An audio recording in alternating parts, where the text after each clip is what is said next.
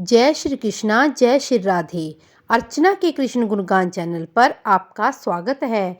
आज मैं आपको शीतला अष्टमी दिन व तारीख, पूजा विधि और इसकी कथा सुनाने जा रही हूँ। शीतला अष्टमी को बसौड़ा भी कहा जाता है।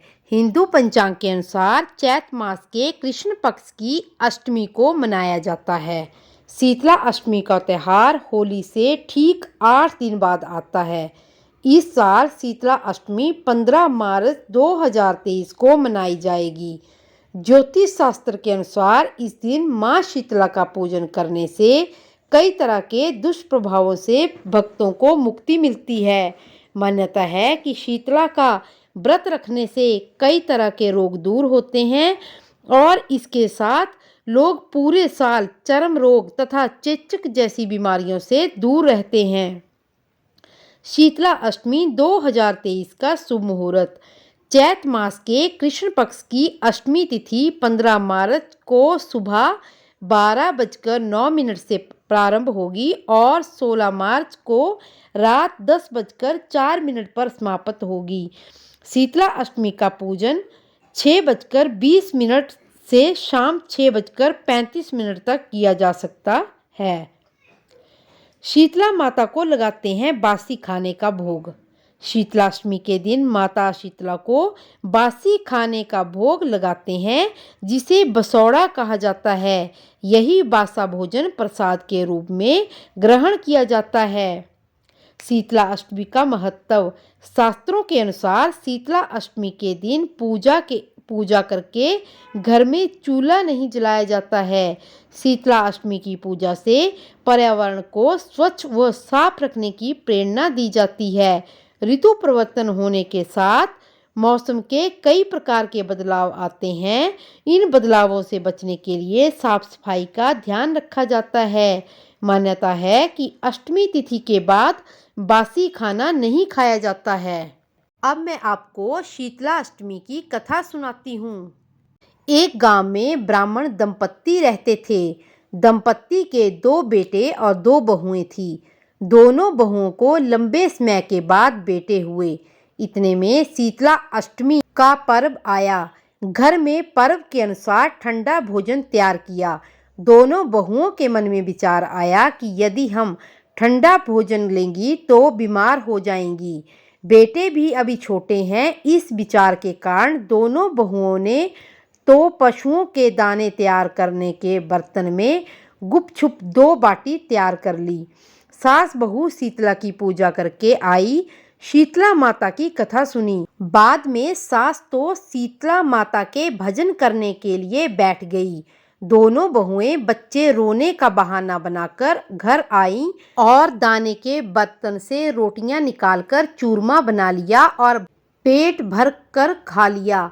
सास ने घर आने पर बहुओं से भोजन करने के लिए कहा। बहुएं ठंडा भोजन करने का दिखावा करके घर काम में लग गई। सास ने कहा, बच्चे कब के सोए हुए हैं, उन्हें जगाकर भोजन करा लो। बहुएं जैसे ही अपने अपने बेटों को जगाने गई तो उन्होंने उन्हें मृत पाया। ऐसा बहुओं की करतूतों के फलस्वरूप शीतला माता के प्रकोप से हुआ था। बहुएं विवश हो गई और सास ने घटना जानी तो बहुओं से झगड़ने लगी। सास बोली कि तुम दोनों ने अपने बेटों की बदौलत शीतला माता की अवहेलना की है, इसलिए अपने घर से निकल जाओ और बेटों को जिंदा स्वस्थ लेकर घर में पैर रखना। अपने बेटों को टोकरे में सुलाकर दोनों बहुएं घर से निकल पड़ी। जाते जाते रास्ते में एक जीर्ण वृक्ष आया।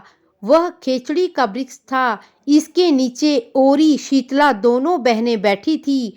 दोनों के बालों में विपुल प्रमाण में जूं थी। बहुओं ने थकान का अनुभव भी किया था।